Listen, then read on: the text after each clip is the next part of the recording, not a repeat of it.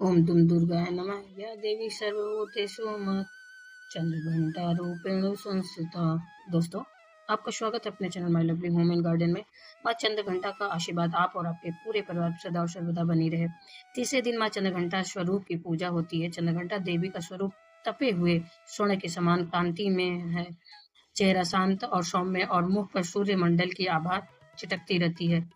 माता के सिर पर चंद्रमा मंदिर के घंटे के आकार में सुशोभित है, जिसके कारण माँ देवी का नाम चंद्रघंटा भी होता है। अपने इस रूप में माता देवगण संत एवं भक्त जनों के मन को संतोष एवं प्रसन्नता प्रदान करती हैं। माँ चंद्रघंटा अपने वाहन सिंह पर विराजमान होती हैं, होकर अपने 10 हाथों में खड्ग, तलवार, ढाल, गदा, पाश, त्रिशूल, चक्र, धनुष से भरे हुए 10 हाथों में शस्त्र लिए हुए हैं और तरकस लिए हुए हैं। मंद मंद मुस्कुरा रही हैं। वह सारे शस्त्र लिए हुए हैं, फिर भी अधरों पर मुस्कान है। इस देवी की कृपा से साधकों को अलौकिक वस्तुओं के दर्शन होते हैं, दिव्य सुगंधि का अनुभव होता है और कई तरह की ध्वनियां सुनाई देने लगती हैं। इन क्षणों में बहुत सावधान रहना चाहिए। इस देवी की आराधना से साधक में वीरता, निर्भयता के साथ साथ सौम्यता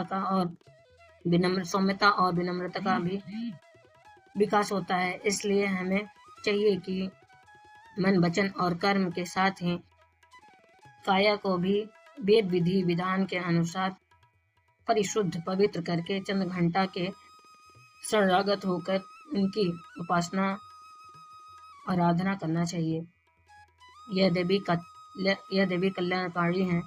माँ चंद्रघंटा की पूजा करने से जातक के सभी पाप नष्ट हो जाते हैं और जन्म जन्मांतर का डर समाप्त हो जाता है और यह जातक निर्भय बन जाता है। माँ चंद्रघंटा की कथा। देवता और असुरों के बीच लंबे समय तक युद्ध चलता रहा। असुरों का स्वामी महिषासुर था, देवताओं के स्वामी इंद्र थे। महिषासुर ने देवताओं पर विजय प्राप्त कर लिया, इंद्र का सिंहासन हासिल कर लिया और स्वर्ग लोक पर भी उसका राज्य चलने लगा। इसे देखकर सभी देवता गण परेशान हो गए और इससे समस्या से निकलने का उपाय जानने के लिए त्रिदेव ब्रह्मा, विष्णु, महेश के पास गए। देवताओं ने बताया कि महिषासुर ने इंद्र, चंद्र, सूर्य, वायु और अन्य देवताओं के सभी अधिकार छीन लिए हैं और उन्हें बंधक बनाकर स्वयं स्वर्ग लोक का राजा बन गया है। देवताओं ने बताया कि महिषासुर के अत्याचार के कारण अब देवता पृथ्वी पर विचरण कर रहे हैं और स्वर्ग में उनके लिए स्थान नहीं बचा। यह सुनकर ब्रह्मा, विष्णु और भगवान शंकर का क्रोध अधिक बढ़ गया और क्रोध के कारण उन तीनों के मुख से एक ऊर्जा उत्पन्न हुई और देवगणों के शरीर से निकली हुई ऊर्जा उस ऊर्जा से जाकर मिल गई। यह 10 दिशाओं में व्याप्त होने लगी। तभी वहां पर एक देवी का अवतरण हुआ और भगवान शंकर ने देवी को त्रिशूल और भगवान विष्णु ने चक्र प्रदान किया। इसी प्रकार अन्य देवी देवताओं ने भी अपने माता को अपने अपने हाथों से अस्त्र शस्त्र से सजा दिया और इंद्र ने अपना वज्र और ऐरावत हाथी भी माता को दे दिया। ऐरावत हाथी से उतारा और 1 घंटा माँ को दे दिया।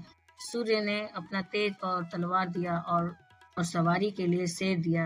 देवी अब महिषासुर से युद्ध करने के लिए पूरी तरह तैयार थी और उनका विशाल स्वरूप देखकर महिषासुर समझ गया था कि अब मेरा अंत आ गया है, उसका काल आ गया है। महिषासुर ने अपनी सेना को देवी पर हमला करने के लिए कहा। अन्य देवी देवताओं मिलकर दानवों से युद्ध किए।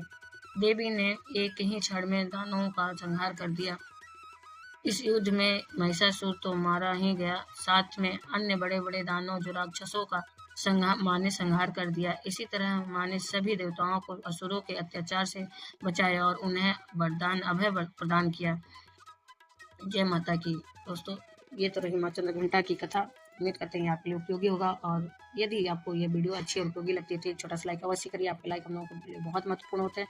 उसी से पता चलता है वीडियो आपके लिए उपयोगी है। अगर उपयोगी है तो अपने फ्रेंड्स और फैमिली में भी शेयर करिए। आप पहली बार मेरे चैनल पर आए तो मेरे चैनल को सब्सक्राइब करिए, बेल नोटिफिकेशन अवश्य ही दबाइए जिससे कि आने वाली वीडियो आपको समय से प्राप्त हो सके। कोई भी प्रश्न है तो कमेंट बॉक्स में लिख सकते हैं। दोस्तों, फिर मिलते हैं चौथे दिन की जानकारियों के साथ। चंद्रघंटा के बाद माता के चौथे स्वरूप का पूजा विधि, मुहूर्त सभी कुछ जानेंगे अगले वीडियो में। तब तक के लिए जय माता की। धन्यवाद दोस्तों।